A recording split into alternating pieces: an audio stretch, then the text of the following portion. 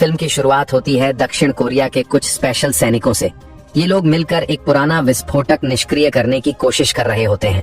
दरअसल 1953 में खत्म हुई कोरियाई जंग दोनों देशों के लिए एक भयानक दौर थी। उस युद्ध में एक दूसरे पर भारी पड़ने के लिए कई तरह के खतरनाक हथियार इस्तेमाल किए गए थे। जंग भले ही खत्म हो गई, लेकिन कई हथियार जमीन में दबे ही रह गए। 60 साल बीतने के बाद भी कभी कभी मिट्टी खोदते समय बम मिल जाया करते थे। ऐसा ही एक पुराना घातक बम इस दक्षिण कोरियाई टीम के हाथ लगता है और वे उसे सावधानी से डिफ्यूज करने में जुट जाते हैं। इसी टीम में एक स्पेशलिस्ट भी शामिल था। इस बम डिफ्यूज यूनिट की कमान कैप्टन इन चांग के हाथ में होती है और उनकी टीम मिलकर बड़ी सावधानी से उस पुराने विस्फोटक को निष्क्रिय कर देती है। इधर दूसरी तरफ उसी समय इन चांग की पत्नी जी यंग अपने प्रेगनेंसी चेकअप के लिए अस्पताल में थी। इन चांग अपनी फौजी ड्यूटी में इतना उलझा रहता है कि वह अपनी पत्नी के साथ ज्यादा समय बिता ही नहीं पाता। आज जैसे महत्वपूर्ण दिन पर भी वह उसके साथ नहीं था। इसी वजह से जी यंग के मन में थोड़ी शिकायत भी थी। हालांकि वह खुद भी समझती थी कि उसका काम जरूरी है। काम खत्म करने के बाद जब इंचांग घर लौट रहा होता है, वह रास्ते में उसे फोन करता है। वह पूछता है कि डॉक्टर ने उनके होने वाले बच्चे के बारे में क्या बताया, बेटा होगा या बेटी। लेकिन जी यंग उसे छेड़ते हुए कहती है, तुम हमेशा काम में खोए रहते हो, इसलिए अभी कुछ नहीं बताऊंगी।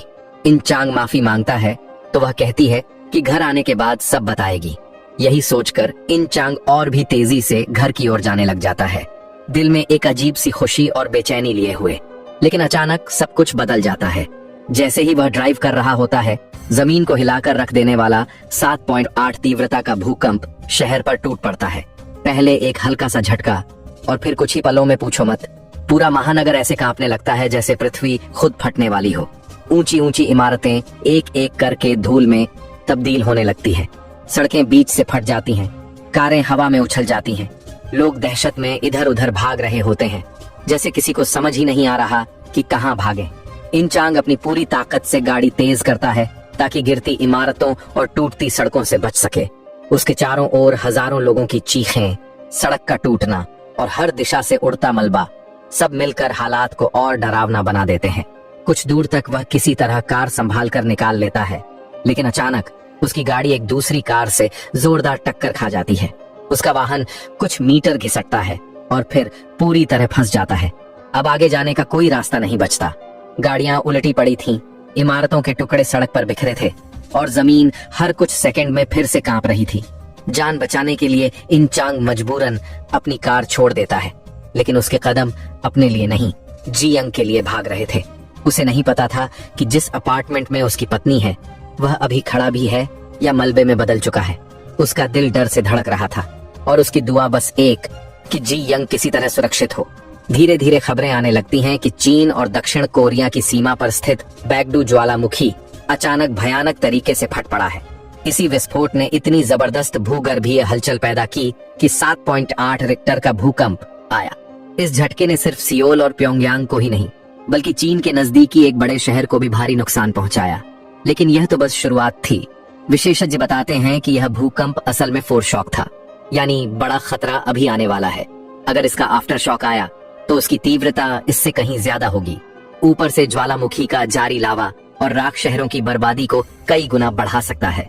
इन हालातों को देखते हुए अमेरिका अपने नागरिकों को तुरंत दक्षिण कोरिया छोड़ने का आदेश दे देता है। अब कहानी हमें एक भूविज्ञानी से मिलवाती है, प्रोफेसर कैंग।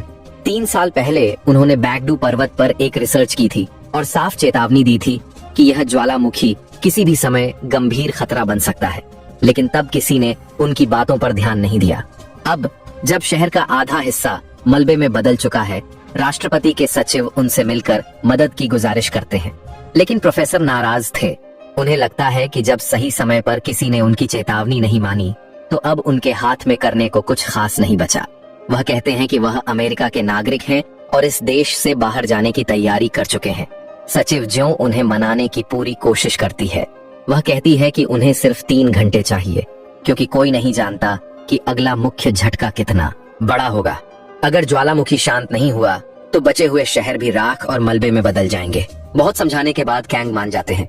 उन्हें तुरंत एक आपातकालीन बैठक में ले जाया जाता है, जहां दक्षिण कोरिया के राष्ट्रपति से लेकर सभी शीर्ष अधिकारी मौजूद थे। बैठक की शुरुआत होती है एक सैन्य अधिकारी के ब्रीफिंग से। वह बताता है कि जिस पर्वत से विस्फोट हुआ है, इस विशाल पर्वत के अंदर कुल 4 मैग्मा चैम्बर हैं।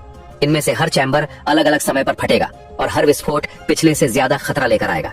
पहला झटका, जिससे 7.8 तीव्रता का भूकंप आया, लोग किसी तरह झेल गए। अगले 2 विस्फोट शायद उतने विनाशकारी न हो, लेकिन आखिरी विस्फोट सबसे भयानक होगा। उस अंतिम धमाके से लगभग 8 रिक्टर स्केल का महाभूकंप आ सकता है, जो दक्षिण कोरिया के आधे हिस्से को नक्शे से मिटा देगा। यह सुनकर बैठक में सन्नाटा छा जाता है। तभी सचिव जियों प्रोफेसर कैंग से उनके पुराने शोध के बारे में पूछती है। कैंग बताते हैं कि 3 साल की रिसर्च के आधार पर उन्होंने एक संभावित तरीका खोजा है, जिससे ज्वालामुखी के मुंह को बंद किया जा सकता है, ताकि वह इतना बड़े पैमाने पर लावा बाहर न फेंके। लेकिन तरीका आसान नहीं था। यह 100 किलोटन की एक जबरदस्त विस्फोटक शक्ति छोड़नी पड़ेगी। इतना भारी धमाका जमीन को अंदर की ओर धंसा देगा और इससे मैग्मा चैम्बर की प्रेशर लाइनें टूटकर बंद हो सकती हैं। लेकिन एक समस्या, इतनी बड़ी क्षमता का धमाका सिर्फ एक परमाणु हथियार से ही संभव है। इसका मतलब होता है चीन की सीमा के बेहद करीब एक न्यूक्लियर चार्ज को ब्लास्ट करना। मीटिंग में मौजूद सभी लोग यह सुनकर अवाक रह जाते हैं। अधिकारी तुरंत इस प्रस्ताव को खारिज कर देते हैं, क्योंकि यह योजना सुनने में ही पागलपन लग रही थी। पर मीटिंग खत्म होते ही राष्ट्रपति खुद कैंग को बुलाते हैं। राष्ट्रपति कहते हैं कि यदि देश को बचाने के लिए इतना बड़ा जोखिम उठाना पड़े तो वे इसके लिए तैयार हैं। कैंग साफ बताते हैं कि उन्हें खुद भी नहीं पता प्लान सफल होगा या नहीं, क्योंकि कंप्यूटर सिमुलेशन में इसकी सफलता सिर्फ 48% निकली है। लेकिन राष्ट्रपति को यही भी काफी लगता है। वह तुरंत कैंग को आदेश देते हैं कि इस योजना को लागू करने की तैयारी शुरू की जाए। अब समस्या आती है, दक्षिण कोरिया के पास कोई परमाणु हथियार है ही नहीं, तो वे इतना बड़ा विस्फोट करेंगे कैसे?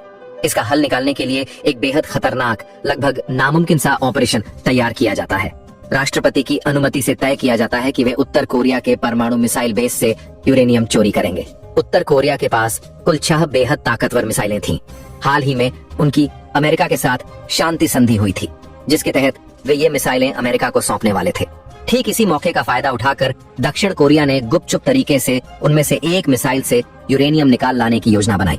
लेकिन यह मिशन इतना खतरनाक था कि पकड़े जाने पर दोनों देशों, दुश्मन और दोस्त, किसी की भी नजर में वे गद्दार माने जाते। इसलिए ऑपरेशन को पूरी तरह गोपनीय रखने के लिए एक स्पेशल टास्क फोर्स बनाई गई, जिसका नेतृत्व कैप्टन इंचांग को दिया गया। फौजी अफसर इंचांग को आश्वासन देते हैं कि मिशन के दौरान उसकी गर्भवती पत्नी जी यूंग को अमेरिकी नागरिकों के साथ सुरक्षित स्थान पर भेज दिया जाएगा। बस इसी भरोसे पर इंचांग देश के लिए अपनी जान दांव पर लगाने को तैयार हो जाता है। घर पहुंचकर वह जी यूंग को बताता है कि उसे एक बेहद जरूरी मिशन पर जाना है, लेकिन वह कहां और क्यों जा रहा है ये वो नहीं बताता, क्योंकि वह खुद नहीं जानता कि इस खतरनाक सफर से वह वापस लौट भी पाएगा या नहीं। पत्नी को अलविदा कहकर वह सेना मुख्यालय लौट आता है। मिशन से ठीक पहले एक कर्नल उन्हें पूरी रणनीति समझाता है। वह बताता है कि उत्तर कोरिया में घुसने के बाद री नाम का एक जासूस उनकी मदद करेगा। री उत्तर कोरिया में मौजूद चीनी दूतावास में काम करता है और मिसाइल से यूरेनियम निकालने के लिए गुप्त रास्ते और कोड उसके पास हैं। यूरेनियम मिल जाने के बाद उसे डेटोनेटर के साथ जोड़कर एक मिनी न्यूक्लियर बम बनाया जाएगा। इस बम को बैगडू पर्वत के पास स्थित एक पुरानी खदान में लगाया जाएगा। विस्फोट होते ही जमीन धंस जाएगी और ज्वालामुखी की आखिरी प्रेशर चेंबर भी बंद हो जाएगी, जिससे विस्फोट रुक सकता है। सारी तैयारियां पूरी होते ही टास्क फोर्स एक कार्गो विमान में सवार होकर उत्तर कोरिया की तरफ उड़ान भरती है। लेकिन उड़ान भरने के कुछ समय बाद ही अचानक विमान का इंजन झटका देने लगता है। असल वजह यह थी कि विमान में उसकी क्षमता से ज्यादा जवान सवार थे, जिस वजह से सिस्टम ओवरलोड हो गया था। अब आसमान के बीच विमान गिरने के कगार पर था और सभी लोग अपनी जान बचाने की कोशिश में जुट जाते हैं। विमान में गड़बड़ी होते ही सभी कमांडो तुरंत पैराशूट के सहारे नीचे छलांग लगा देते हैं। जमीन पर सुरक्षित उतरते ही कर्नल इंचांग से कहता है कि उसे विमान में रखा काला बैग हर हाल में वापस लाना होगा। इसी बैग में वह नक्शा था जिसकी मदद से यूरेनियम चोरी करने की पूरी योजना आगे बढ़नी थी। इंचांग अपनी जान की परवाह किए बिना दोबारा क्रैश हो चुके विमान की तरफ दौड़ता है। कुछ सैनिक जो वक्त पर कूद नहीं पाए थे, हादसे की भेंट चढ़ चुके थे। उन्हीं के शवों के बीच इंचांग वह काला बैग खोज निकालता है। लेकिन तभी विमान में ईंधन का रिसाव तेज हो जाता है और एक जबरदस्त धमाका होता है। इंचांग और उसके साथी जैसे तैसे कूदकर उस आग के गोले से बच निकलते हैं। बैग सुरक्षित मिल जाने के बाद इंचांग नक्शा निकालकर उसे अपने वॉलेट में रख लेता है। टीम अब पियोंग शहर की एक खास जेल की तरफ बढ़ती है, क्योंकि वही स्पाई री वही कैद था जो उनके मिशन में सबसे अहम कड़ी था। जेल पहुंचकर कमांडो उसे छुड़ा लेते हैं, लेकिन आजादी मिलते ही री का व्यवहार बिल्कुल उल्टा हो जाता है। यूरेनियम चोरी करने की बात सुनते ही वह अजीब तरह से पागलों की तरह हंसने लगता है। फिर वह स्नान करके साफ सुथरा होने की जिद करता है और टीम उसकी बात मान लेती है। साफ सफाई के बाद जैसे ही वह कुर्सी पर वापस बैठता है, उसके व्यवहार में फिर से अजीब गड़बड़ी दिखाई देती है। वह अपनी गर्दन के पीछे छुपा हुआ एक जीपीएस ट्रैकर उखाड़ कर निकाल देता है, यानी वह लगातार किसी की नजर में था। ठीक उसी समय उसके हाथ में इंचांग का वॉलेट दिखाई देता है। सबको समझ आ जाता है कि उसने नहाने के दौरान चुपचाप वॉलेट उड़ा लिया था। वह वॉलेट खोलता है, नक्शा देखता है और फिर उसे रत्ती रत्ती काट कर निकल जाता है। ये साफ साबित करता है कि उस आदमी का दिमाग कुछ अलग ही चलता है। इसके बावजूद टीम उसे साथ लेकर मिशन पर आगे बढ़ती है, लेकिन चलते चलते इंचांग को एहसास होता है कि उसका वॉलेट गायब है और उसके भीतर नक्शा भी था। यानी वे अब सीधे एक बहुत बड़े संकट में फंस चुके थे। इंचांग को अचानक याद आता है कि उनके मिशन वाला नक्शा उसके पर्स में ही रखा था, लेकिन तभी री बड़ी सहजता से उसका पर्स वापस निकाल कर दिखाता है। इंचांग पर्स खोलकर देखता है कि नक्शा गायब है। तब री हंसते हुए बताता है कि वह पूरा नक्शा वह पहले ही निगल चुका है, यानी सारी लोकेशन अब उसके दिमाग में पूरी तरह दर्ज है। यह सुनकर स्पेशल टीम के कुछ सदस्य गुस्से से उसे घेर लेते हैं, मगर री कहता है कि अब सिर्फ वही उन्हें मिसाइल साइट तक सुरक्षित पहुंचा सकता है, इसलिए चाहे वे चाहें या न चाहें उन्हें उसकी बात माननी ही पड़ेगी। कुछ देर बाद री कहता है कि उसे प्रकृति का काम निपटाना है। इंचांग ताइक नाम के सैनिक को उसके साथ निगरानी पर भेज देता है और बाकी टीम वाहन में इंतजार करने लगती है। जैसे ही ताइक उसे बाहर ले जाता है, री उससे एक लाइटर मांगता है। सिगरेट जलाने के बाद वह लाइटर को जानबूझकर दूर फेंक देता है और जैसे ही ताइक उसे उठाने झुकता है, री अचानक उसके चेहरे पर जोरदार मुक्का जड़ देता है। असल में उसने पहले ही बड़ी चालाकी से अपनी हथकड़ी खोल ली थी। ताइक को घायल करके वह वहां से भाग निकलता है। काफी समय बीत जाने पर भी दोनों के न लौटने पर इंचांग और बाकी टीम उन्हें ढूंढने निकलते हैं। थोड़ी दूरी पर उन्हें ताइक बेहोश हालत में पड़ा मिलता है। इससे साफ हो जाता है कि री उन्हें चकमा देकर फरार हो चुका है। उधर री भागते भागते अपने अपार्टमेंट तक पहुंच चुका होता है। गाड़ी में रहते हुए वह टीम को बता चुका था कि उसके कमरे से उत्तर कोरिया के नेता की एक विशाल मूर्ति दिखती है। इसी इशारे के आधार पर इंचांग मूर्ति के आसपास तलाश शुरू करता है। कुछ इमारतों की जांच करने के बाद वे आखिरकार री का ठिकाना ढूंढ लेते हैं। अंदर पहुंचने पर देखते हैं कि री अपनी पत्नी से बहस कर रहा है और गुस्से में उसने उस पर बंदूक भी तान रखी है। टीम को देखते ही माहौल और तनावपूर्ण हो जाता है। जैसे ही स्पेशल फोर्स कमरे में दाखिल होती है, री घबराकर अपनी बंदूक नीचे रख देता है। उनकी मौजूदगी समझते ही वह बिना कोई नई समस्या खड़ी किए उन्हें सीधे उस गुप्त उत्तर कोरियाई न्यूक्लियर सुविधा की ओर ले जाता है। यहीं पर भारी सुरक्षा में 6 विशाल परमाणु मिसाइलें छिपाकर रखी गई थीं। ऊपर से देखने पर तो जगह किसी साधारण फैक्ट्री जैसी लगती थी, लेकिन असल में मिसाइलें इसके गहरे नीचे बने भूमिगत बंकर में थीं। वहां तक पहुंचने के लिए कई सुरक्षा परतों को पार करना जरूरी था, लेकिन उस दिन किस्मत थोड़ी मददगार थी। भूकंप के कारण सुरक्षा कर्मचारियों में से आधे लोग अपनी ड्यूटी छोड़कर हट चुके थे। इंचांग चाहता था कि बचे हुए गार्डों को दूर से स्नाइपर द्वारा ढेर कर दिया जाए ताकि रास्ता साफ हो जाए, पर री तुरंत चेतावनी देता है कि गोलीबारी शुरू करते ही आसपास तैनात अन्य नॉर्थ कोरियाई सैनिक सक्रिय हो जाएंगे और पूरा मिशन खतरे में पड़ सकता है। उसकी सलाह थी कि फैक्ट्री का मुख्य जनरेटर बंद कर दिया जाए। ऐसा होते ही बैकअप सिस्टम को चालू होने में कुछ मिनट लगेंगे और इसी दौरान टीम मिसाइल बंकर में घुसकर यूरेनियम निकाल सकती है।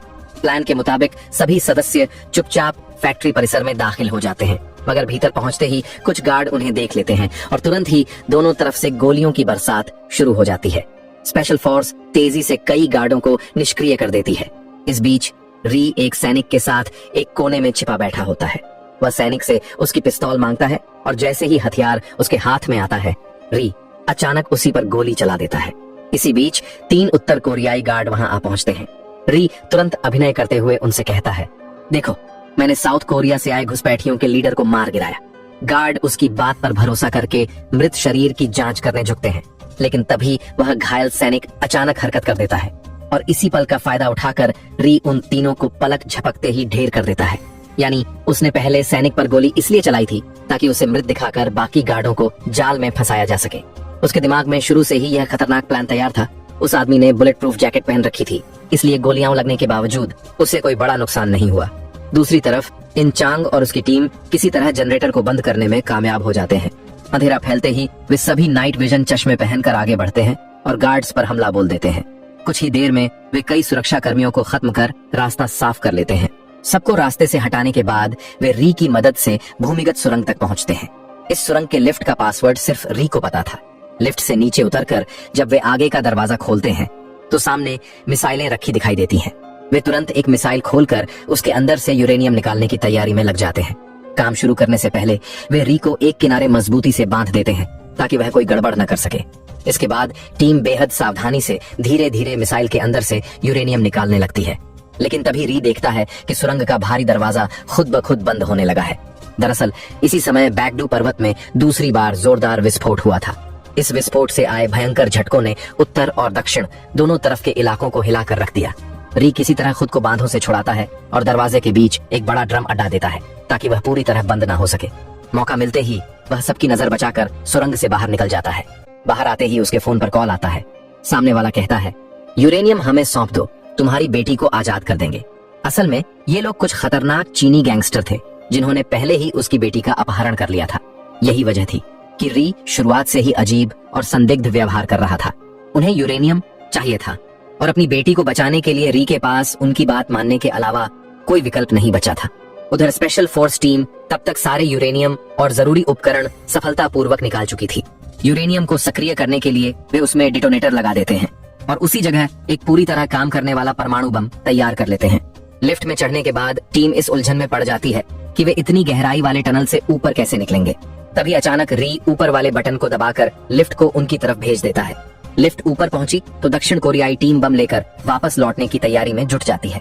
इसी बीच इंचांग री से नक्शे का बाकी हिस्सा और महत्वपूर्ण निर्देश पूछने ही वाला होता है कि दूर से किसी अनजान दिशा से गोलियों की बौछार शुरू हो जाती है।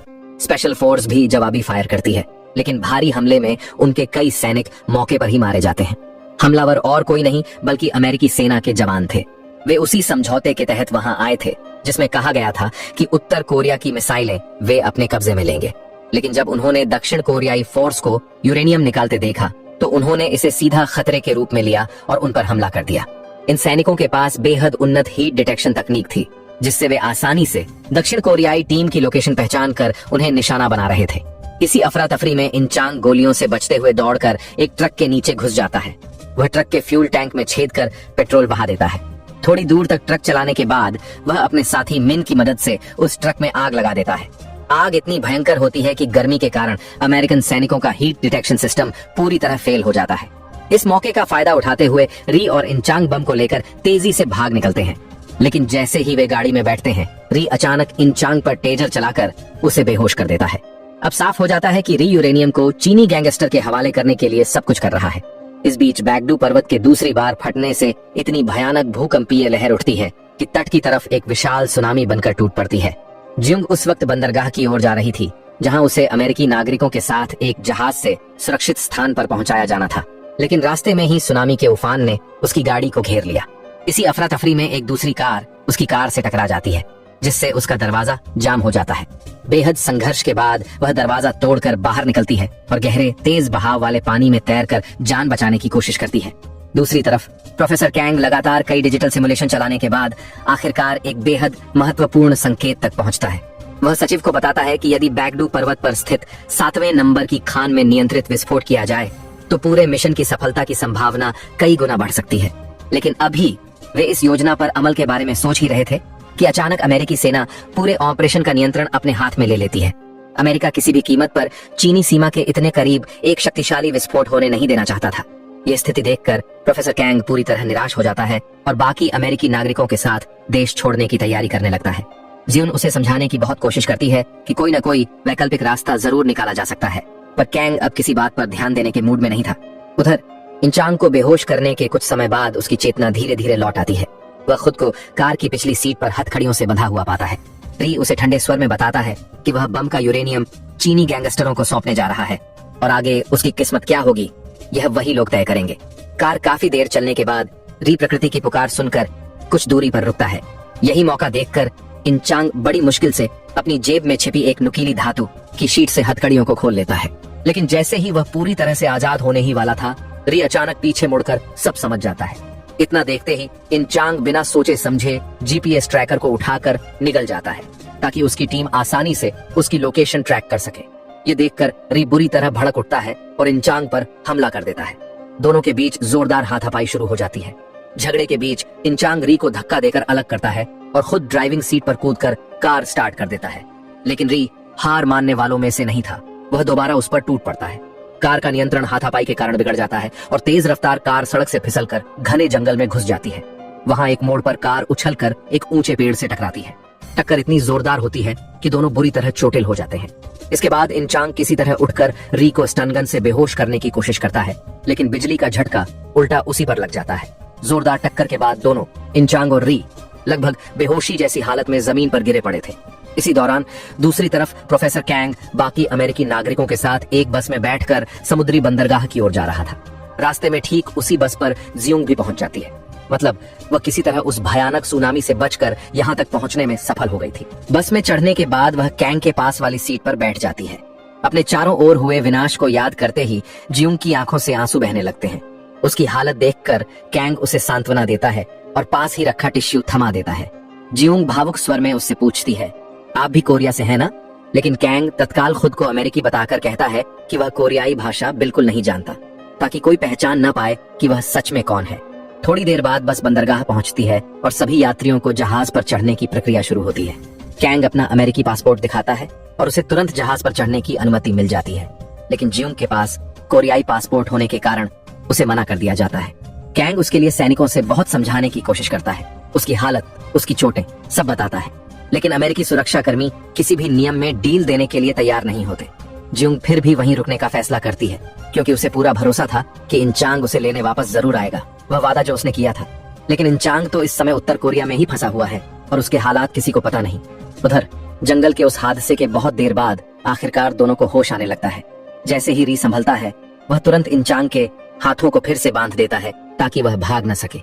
इंचांग भावुक होकर उससे कहता है कि उसकी पत्नी गर्भवती है और ऐसे समय उसे अपने परिवार के पास होना चाहिए था, न कि इस मौत खतरों से भरे मिशन में।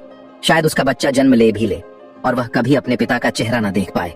इन बातों को सुनकर री पहली बार अंदर से हिल जाता है, क्योंकि वह भी एक पिता है और खुद अपनी बेटी को बचाने के लिए ही तो यह सब कर रहा है।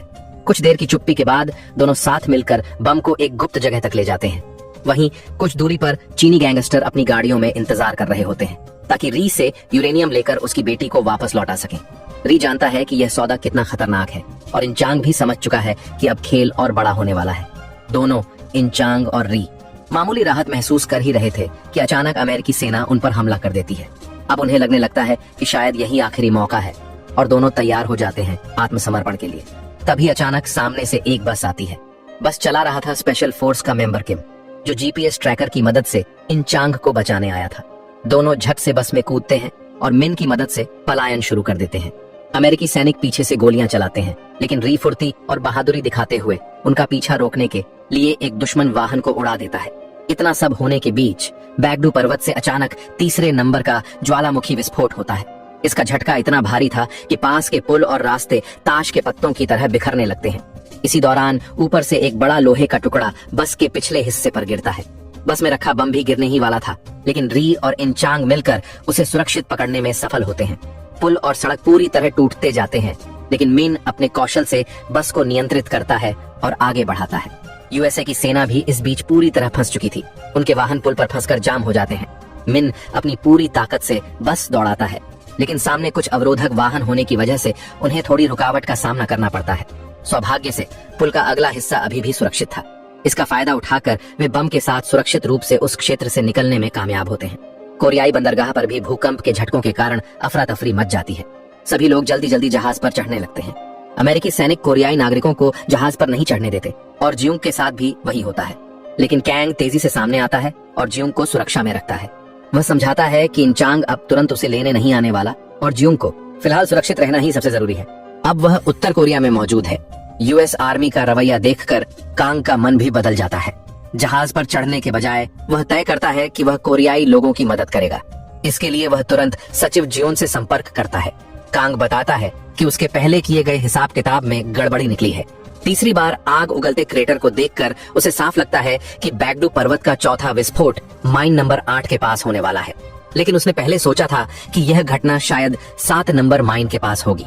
इसी वजह से स्पेशल फोर्स को आदेश दिया गया था कि वे बम को 7 नंबर माइन पर लगाएं। अब कांग की बात सुनने के बाद जॉन तुरंत कुछ गोपनीय दस्तावेज निकाल लेती है, क्योंकि आगे की जांच के लिए वे बेहद अहम थे। इसके बाद वह यूएस आर्मी की निगाहों से बचकर निकलने की कोशिश करती है, लेकिन सेना को शक हो जाता है और वे उसे चारों तरफ से घेर लेते हैं। तभी कोरियाई राष्ट्रपति द्वारा भेजी गई स्पेशल टीम पहुंचकर जियोन को सुरक्षित बाहर निकाल लेती है। इसके बाद जियोन सीधे कांग से मिलने निकलती है, वहां पहुंचकर दोनों सारी जानकारी दोबारा जांचते हैं और वहीं योंगजू भी मौजूद होता है। उधर इंचांग और री बम को लेकर चीनी दल से मिलने के लिए रवाना होते हैं, लेकिन अचानक दोनों एक दूसरे पर बंदूक तान देते हैं। इंचांग कहता है, तुम यह बम ले जाओ, मेरी आखिरी इच्छा सिर्फ जियोंग को सुरक्षित रखना थी, लेकिन शायद वह अब तक जहाज पर चढ़ चुकी होगी, अब मुझे कुछ नहीं चाहिए। इंचांग की बात सुनकर री पहले बंदूक नीचे कर देता है। इसके बाद वह हैरान कर देने वाला फैसला लेता है। वह बम इंचांग के हाथ में थमा देता है। वह जानता है कि यह उसकी बेटी यूनसुक के लिए खतरा बन सकता है, क्योंकि अगर चीनी गैंग को यूरेनियम नहीं मिला तो वे उसे और उसकी बेटी दोनों को मार सकते हैं। फिर भी वह दोनों कोरिया की भलाई के लिए बड़ा जोखिम उठाता है। इंचांग बम लेकर माइन के करीब पहुंच जाता है। री के जाने से पहले वह इंचांग के लिए पूरा नक्शा तैयार कर देता है। तभी अचानक इंचांग के फोन पर कॉल आता है। दूसरी तरफ प्रोफेसर कांग था, लेकिन कॉल उठाते ही ज्यूंग की आवाज सुनकर इंचांग चौंक जाता है। ज्यूंग पूछती है कि क्या वह वास्तव में उत्तर कोरिया जा रहा है। तभी कांग अपनी पहचान छिपाते हुए खुद को जनरल बताकर समझाने लगता है। वह ऐसा इसलिए करता है ताकि इंचांग उसे असली जनरल समझकर उसके आदेश को मान ले। कांग कहता है, 7 नंबर माइन पर नहीं, बम को 8 नंबर माइन पर लगाना है। ये सुनते ही इंचांग बिना देर किए फोन काट देता है और तुरंत अपनी गाड़ी मोड़ लेता है। उधर री एक छोटे से गांव के पास पहुंच चुका था, जहां चीनी गिरोह उससे मिलने आने वाले थे, लेकिन लगातार आए भूकंपनों ने उस पूरे इलाके को मलबे में बदल दिया था। वहीं उसे एक लड़की दिखाई देती है और एक नजर में ही वह समझ जाता है कि यह उसकी बेटी सूनुक है। लेकिन सूनुक उससे बात नहीं कर पाती, क्योंकि डर के सदमे से उसकी आवाज ही चली गई थी। इतने में चीनी गैंग का पूरा समूह वहां आ पहुंचता है। उनके सरदार के सामने आते ही री बताता है कि यूरेनियम अब उसके पास नहीं है और अगर वे सूनुक को छोड़ दें तो वह बाद में उन्हें यूरेनियम लाकर दे देगा। लेकिन उसकी बात सुनते ही गैंग लीडर गुस्से में उस पर गोली चला देता है और उसे खत्म करने की तैयारी करने लगता है। ठीक उसी समय दूर से यूएस आर्मी पहुंच जाती है और चीनी गिरोह पर हमला शुरू कर देती है। उन्हें लगा था कि यूरेनियम शायद अभी भी री के पास है, इसलिए वे उसे कब्जे में लेने आए थे। इसी अफरा तफरी के बीच इंचांग भी गाड़ी दौड़ाते हुए उस जगह पर पहुंच जाता है। उसकी गाड़ी के पीछे लगा परमाणु बम देखकर यूएस सैनिक तुरंत फायरिंग रोक देते हैं। तभी चीनी गैंग का सरदार इंचांग के आमने सामने आता है और इंचांग शांत आवाज में कहता है, लो, तुम्हें चाहिए था ना तुम्हारा यूरेनियम। इंचांग ने बम को लेने के बाद गैंग लीडर को देखा, जो बम की जांच करने आया। तभी उसने देखा कि बम पर एक टाइमर लगा हुआ है।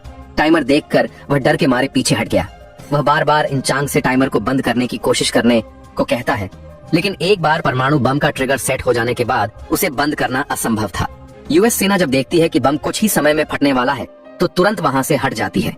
चीनी गैंग भी किसी हल निकालने में असमर्थ होकर भाग खड़ा होता है। यही इंचांग की मास्टर स्ट्रोक साबित होती है। उसने मिन से कहा कि री को तुरंत अस्पताल पहुंचाया जाए। फिर इंचांग खुद माइन में जाकर बम सेट करने का निर्णय लेता है। नई माइन का लोकेशन केवल री जानता था, क्योंकि उसने नक्शा पहले ही निगल लिया था। री बताता है कि वह अकेला इतनी गहरी माइन में यह काम नहीं कर पाएगा। इतनी खतरनाक जगह पर जाकर बम सेट करना आसान नहीं था, इसलिए दोनों मिलकर माइन की ओर रवाना होते हैं। री अपनी बेटी को आखिरी बार विजयी भाव में देखता है और उसे बाएं कहता है। इसी बीच जी यूंग इंचांग को फोन करती है और सुरक्षित लौटने का वादा करने को कहती है, क्योंकि अब वह जान चुकी थी कि इंचांग क्या करने वाला है। फोन कटते ही री का प्रसव शुरू हो जाता है।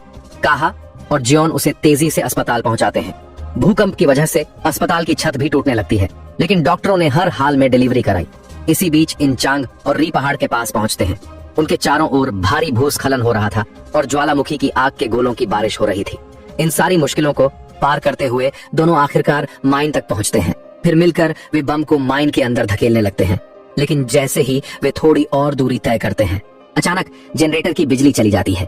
भूकंप के तेज झटके से दोनों नीचे की ओर गिर जाते हैं। अब माइन के अंदर उतरने वाला लिफ्ट भी बेकार हो जाता है, क्योंकि वह पूरी तरह जनरेटर पर निर्भर था। ऐसे में इंचांग एक जोखिम भरा प्लान बनाता है। वह तय करता है कि लिफ्ट की रस्सी काटकर सीधे नीचे गिरना ही एकमात्र रास्ता है। वह रस्सी में एक छोटा सा विस्फोटक लगा देता है ताकि नीचे गिरने पर रास्ता साफ हो सके। री उससे कहता है कि वह ऊपर चढ़ने के लिए एक लंबी रस्सी भी ले आए, क्योंकि वापस ऊपर चढ़ने में शायद ज्यादा दूरी तय करनी पड़े। लेकिन जैसे ही इंचांग रस्सी लेने जाता है, री अचानक लिफ्ट का दरवाजा बंद कर देता है और खुद को अंदर लॉक कर लेता है। री उसे बताता है कि उसके पास अब ज्यादा समय नहीं बचा है, क्योंकि वह पहले ही गोली लगने से गंभीर रूप से घायल है। इसलिए उसने तय किया कि नीचे गिरकर बम को सेट करने का आखिरी काम वही करेगा। इंचांग बार बार दरवाजा खोलने की कोशिश करता है, पर री अपने फैसले से पीछे नहीं हटता। अंत में वह इंचांग से एक वादा करवाता है कि वह उसकी बेटी का ख्याल रखेगा। इसके बाद री विस्फोटक को सक्रिय कर देता है। धमाका होते ही रस्सी टूट जाती है और लिफ्ट बहुत तेजी से नीचे गिर जाती है। ऊंचाई से गिरने और पहले से लगी गोली, दोनों की वजह से री की हालत बेहद गंभीर हो जाती है। उधर इंचांग के पास अब कुछ नहीं बचता। वह तुरंत बाहर की ओर दौड़ लगाता है और फिर कार में बैठकर पहाड़ से जितना दूर हो सके भागने लगता है। थोड़ी देर बाद बम का टाइमर खत्म हो जाता है। काउंटडाउन खत्म होते ही एक जबरदस्त विस्फोट होता है। री उस धमाके में पूरी तरह नष्ट हो जाता है, लेकिन यह धमाका सतह पर नहीं, बहुत नीचे माइन के भीतर हुआ था, जिसके कारण जमीन की गहराई में भरे दबाव का रास्ता बंद हो गया और इसी वजह से ज्वालामुखी का चौथा बड़ा विस्फोट रुक जाता है, जिससे विनाशकारी भूकंप टल जाता है। इस धमाके और गहरी माइन के विस्फोट के बाद दोनों कोरियाई देशों में बचाव हो जाता है, जिसके कारण बाकी 3 बड़े ज्वालामुखी विस्फोट और उनके कारण होने वाले भूकंप अचानक रुक जाते हैं। उधर इंचांग भी सुरक्षित रूप से पहाड़ से नीचे उतरकर दूर चले आता है। उसने री के कहे अनुसार अपनी जिम्मेदारी निभाते हुए अपनी बेटी सुनियोक को साथ ले लिया। अब वह उसकी संरक्षक बन चुकी है। हॉस्पिटल में जी योंग एक स्वस्थ पुत्र को जन्म देता है। भूकंप थमने के बाद प्रोफेसर कांग भी यह महसूस करता है कि अब कोई बड़ा खतरा नहीं है। यही वजह है कि दोनों कोरियाई देश बड़े विनाश से बच जाते हैं। कुछ महीनों बाद दोनों कोरियाई देशों ने अपने पुराने विवाद भूलकर एक साथ मिलकर भूकंप और ज्वालामुखी के नुकसान की भरपाई करने का काम शुरू किया। दोनों पक्ष अपने अपने शहरों को फिर से बसाने और सुरक्षित बनाने में जुट गए। इसी बीच इंचांग को स्पेशल फोर्स से छुट्टी मिल गई। उसका छोटा बेटा अब बड़ा हो चुका था।